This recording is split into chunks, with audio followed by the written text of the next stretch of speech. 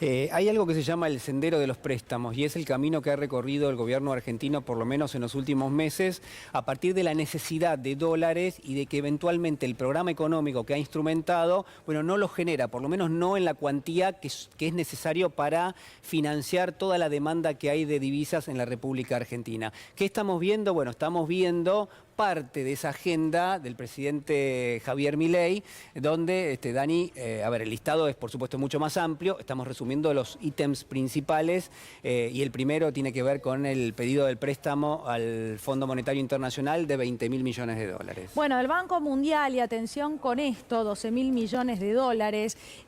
Recordar algunas cosas. El lunes posterior a la elección, ¿te acordás, Juli? Sí. En Casa de Gobierno hubo, estaban ahí puestas todas las miradas a ver respecto de qué hacía el presidente de la Nación, y el presidente Milei recibió a referentes del BID. Por ejemplo, en ese momento del Banco Interamericano de Desarrollo, y había algún préstamo también acordado, pero que tenía una modalidad o tenía que ver con ir a dirigirlo a las provincias, ¿no? Esto como vía de negociación, ¿para qué? Bueno, para después obtener los votos en el Congreso de la Nación, cosa que efectivamente después no se dio. En este caso hablamos del Banco Mundial, nos quedamos ahí, 12.000 millones de dólares, pero sí sigue el Banco Interamericano de Desarrollo. Así es, porque son distintos organismos que forman parte del Grupo Mundial.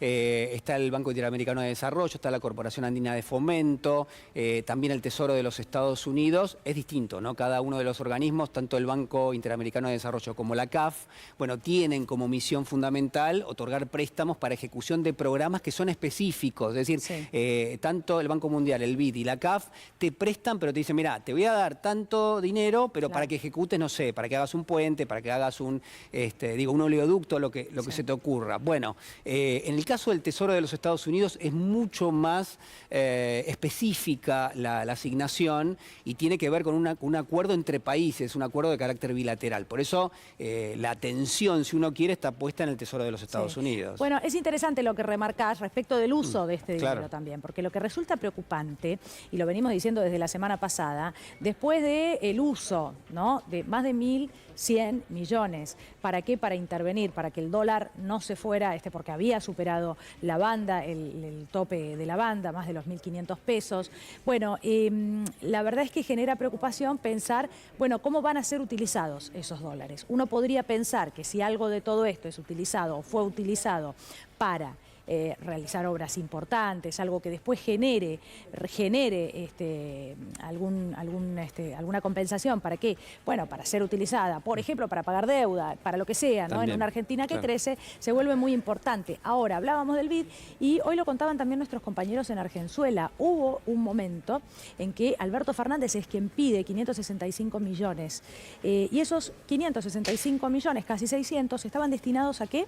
A construir edificios para Andis, para la Agencia Nacional de Discapacidad, para que en cada una de las provincias, bueno, la gente con alguna discapacidad pueda ir a ese lugar, ¿a qué? A registrarse, a obtener el certificado, incluso a atenderse, a encontrar diferentes tipos de terapias. Vean qué importante y lo distinto que es, en algún caso, recibir un préstamo para algo que después, por lo menos va a generar algo de bienestar, ¿no?, para algún sector de los argentinos, ni hablar si se trata de rutas o autopistas. La diferencia importantísima cuando son dólares que así como llegan, podríamos decir, también se van, y los argentinos nunca los vemos, pero después los pagamos.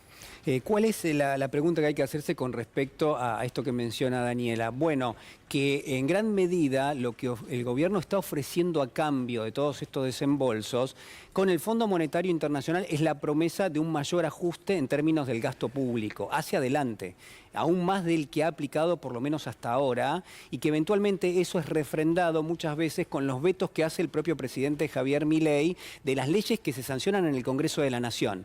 Es decir, que el correlato de esto que estamos viendo, también ya lo estamos viendo, que es ni más ni menos que un forceps por parte del gobierno del ajuste, no solo presente, sino también comprometido a futuro.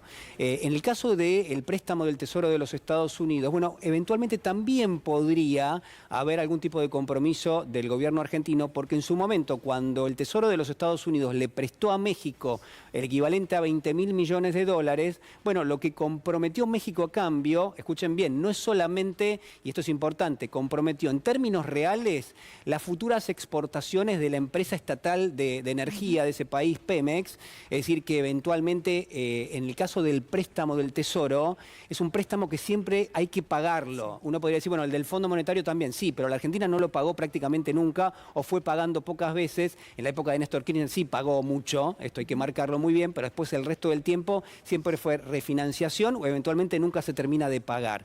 En el caso del préstamo del Tesoro sí se paga, y se paga con recursos naturales, se paga con compromisos que van por la zona de la geopolítica o de la geoestrategia, y está claro que en ese punto lo que el gobierno estaría comprometiendo de aquí en adelante tiene que ver más con la soberanía, y está claro que es una decisión mucho más importante que yo no sé si está en condiciones este gobierno de tomar per se o si tendría que hacer algún tipo mínimamente de consulta, ¿no? Bueno, nos vamos a la Quinta de Olivos a ver qué es lo que está pasando allí.